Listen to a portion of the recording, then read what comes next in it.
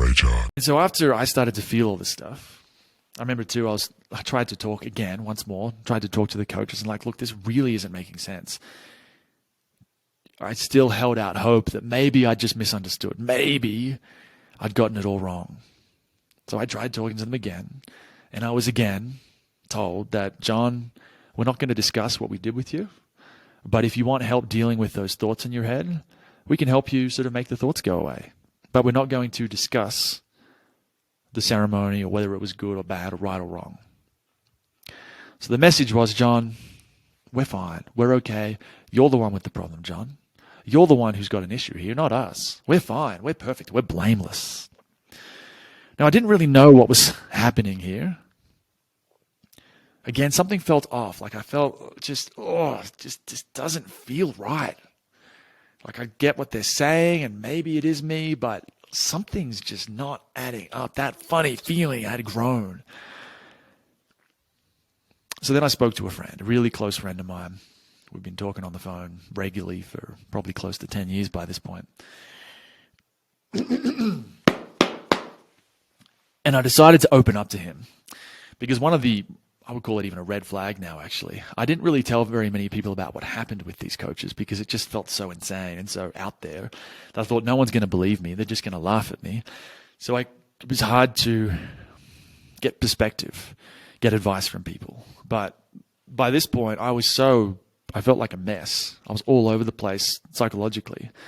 I didn't know what to think of what was really happening, what had happened with these coaches. I knew I was angry. I knew I was sad, but I still hadn't really figured it out yet. So I spoke to a friend, told him what I've told you here.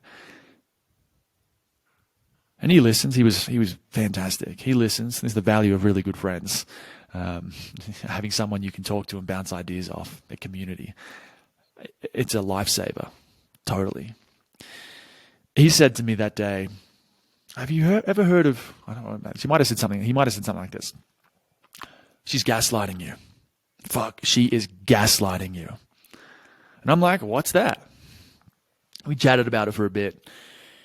And I went home from that call. I went back to the house and looked up gaslighting, spiritual gaslighting, I think. But gaslighting, spiritual gaslighting, same thing, one with the more spiritual bent. As soon as I read an article on what gaslighting was, everything clicked into place. So in case you don't know, because up until that point, someone had mentioned gaslighting to me, and I'm like, oh, okay, that's interesting, but it didn't land. And then I looked it up, and it's basically the idea that when someone mistreats you, they say the wrong thing, they make a mistake, they hurt you, and they do something, they make a mistake, they fuck up. And then when you call them out on it, you're like, look, man, don't do that. I don't like it when you do that. You shouldn't have done that. I really don't appreciate it.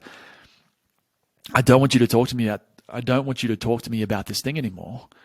Instead of being like, hey, I'm sorry. I'll do my best not to do that again. Instead of doing that and just making a genuine apology, they turn it back on you. So the message is they want you to think that they're blameless and you're the one with the problem. So they might say, like a guilt tripping, like, I've done so much for you. How can you really think or feel like that? The message being, there's nothing wrong with them. You're the one with the problem because you don't appreciate all the nice things they've done for you. Or they might say, it's not that big of a deal. Why are you so upset? Why are you so upset that I called you that name or that I ignored you here or that I went into your room the other day and grabbed that thing without asking? It's not that big of a deal. Again, the message being, there's nothing wrong with them. They haven't done anything wrong. You're just being really fussy and uptight. All right, so the message, the basic dynamic is when you confront someone who has wronged you, who's made a genuine mistake, who's crossed a boundary, when you point it out to them, instead of taking responsibility, they push it back on you. They say something to make you think that you're the one with the problem. You're too insecure. You're too uptight. Right? You don't appreciate them enough. And what it does is it wears down the person who this happens to over time. And gradually they come to believe that there's something wrong with them. They're broken. And the more that happens, the more their sense of self breaks down, the easier they are to control. And so this is what these coaches were doing. Right? If I think back to what they were saying, it was every time I had a problem with what they did, there was no apology. I never got a refund from them, even though I asked. It was always just saying things like, John, you're just thinking too much. Right? That's another form of a gaslight. You're just thinking too much. I haven't done anything wrong. You just think too much. You're too in your head. Yeah, you need help. Yeah. Or you've just got some emotions. You're just projecting. I've heard this so many times now. You're just projecting. It's a very common gaslight.